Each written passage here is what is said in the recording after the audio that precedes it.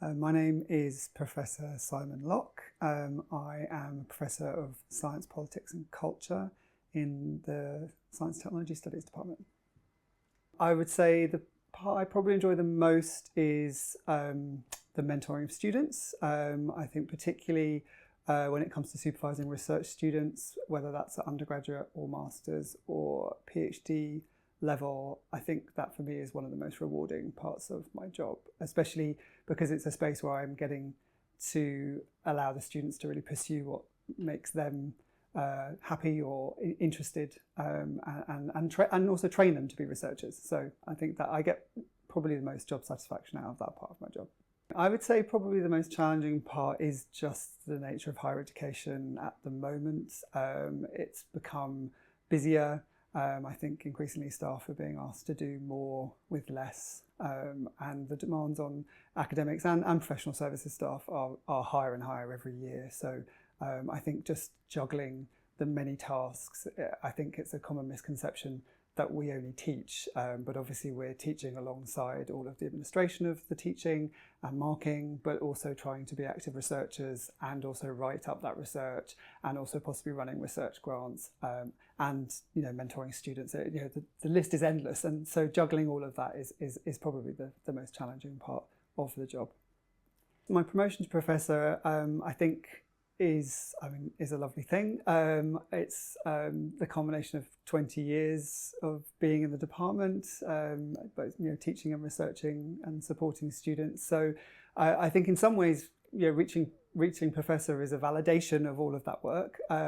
I think also it allows me to continue to focus on my kind of broader roles in terms of sort of mentoring and leadership, and also supporting early career researchers, which is another part of my job I really enjoy. It doesn't really change, my research particularly, or my, desire to continue to write and get grants and pursue my own research interests. But it definitely comes with a feeling of perhaps both achievement and a sense of freedom, perhaps to pursue maybe things that at the start of my career I didn't feel I had time for or capacity for.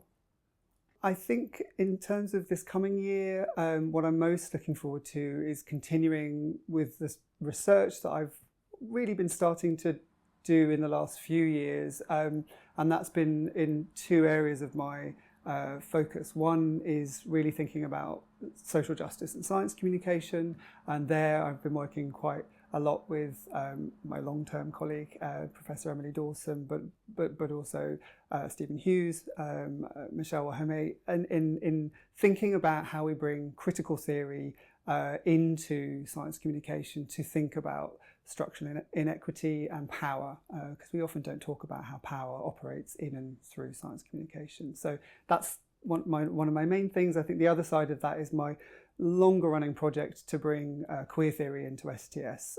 So there I'm really thinking about both how science and technology studies deals with the subjectivity of LGBTQ plus people, both the sort of subjects and objects of research, but more broadly, it's a theoretical approach in thinking about normativities. So how we very often in science and technology studies aren't really thinking about the broader social and cultural norms that might structure identities.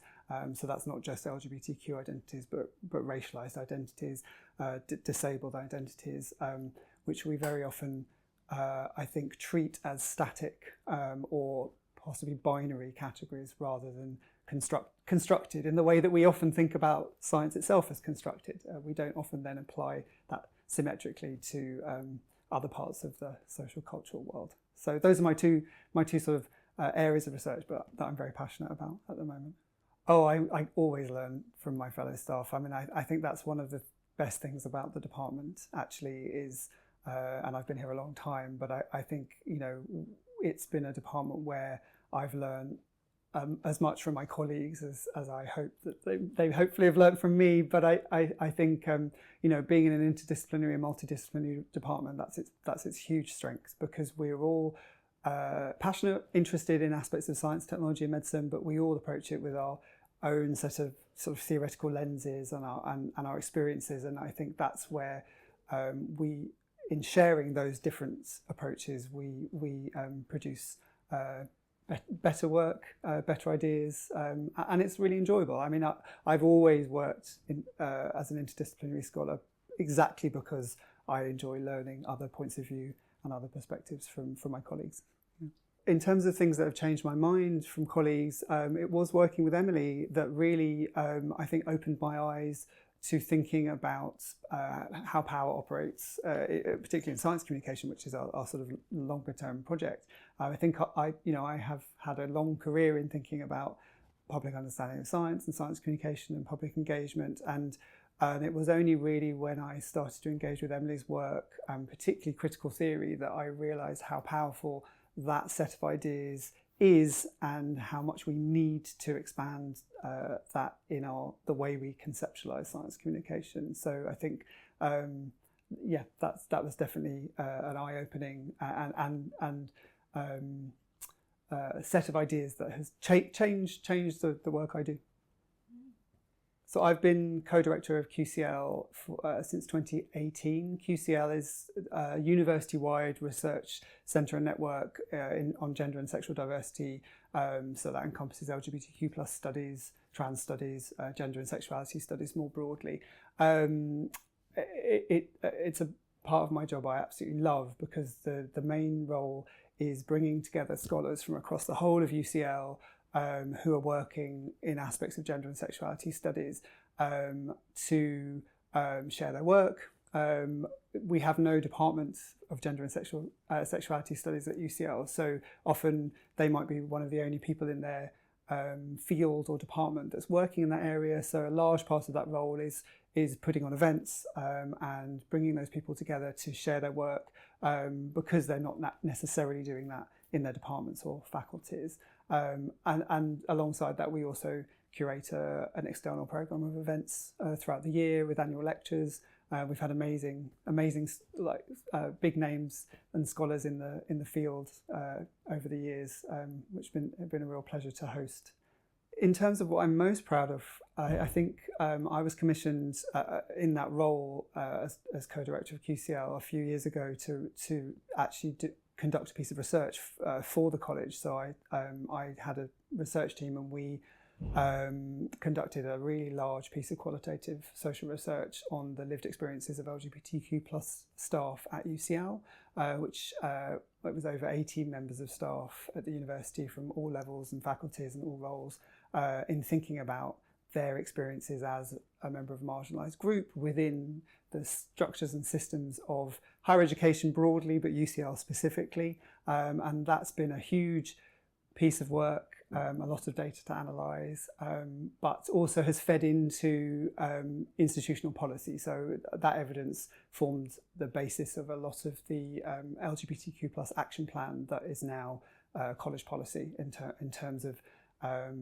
changing the culture and structure of UCL to make it more inclusive for LGBTQ plus people. So that is definitely a piece of work I'm very proud of. So this year we've got a few events planned. I think our sort of big event this year is our annual lecture, which is in March 2025, which we have the amazing feminist sociologist Sophie Lewis coming to give a lecture on her new book, which is called Enemy Feminisms, which is a book really thinking about the discourses of feminism and the extent to which not all feminism is necessarily good, or perhaps the ways in which some forms of feminism align themselves with the alt-right or the Christian right, and therefore perhaps enact harms against women in ways that are perhaps antithesis to the general idea of what feminism is. So very excited about that. And we're planning a range of workshops and discussion groups and reading groups around that lecture as well, so that students and staff can engage with her work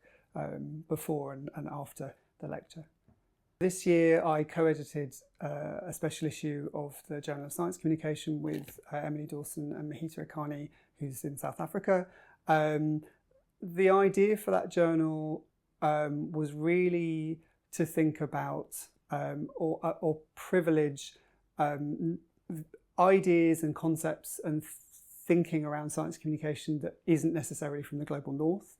So we were really happy to give a platform and a space to scholars who are working in a Global South context, partly because we're interested in thinking about, again, the politics, maybe implicit politics of science communication that have often come from a global north setting and therefore might be formed around particular ideas about what democracy looks like in that context or what power looks like in that context. And alongside that, we also included some scholarship that was also bringing in different critical theory, again, part of the same project of thinking about how power operates and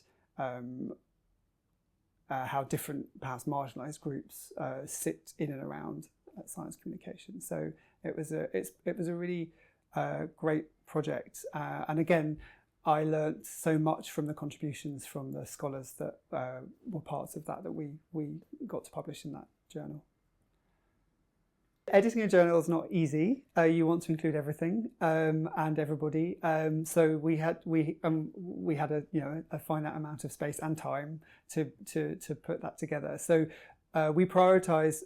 It was really important to us that we prioritised scholars from the Global South and early career scholars. So that was our guiding principle. And actually, I think every person that we published in that special issue fits into one or both of those categories. So that, again, I think it's incumbent on us as senior members, and I don't like necessarily using that word to describe myself, but I guess that is what I am, as senior members of our community to create spaces and uplift junior scholars and perhaps more marginalised scholars that don't have the same opportunities. So that was the guiding principle for the issue. The biggest challenge, I think, in terms of editing, is always time, because you want to give the appropriate amount of time to other people's work. And it's true when not just editing, when we review, when we're reading colleagues' work, and time is the thing that we all don't have enough of. So I think time was probably the biggest factor.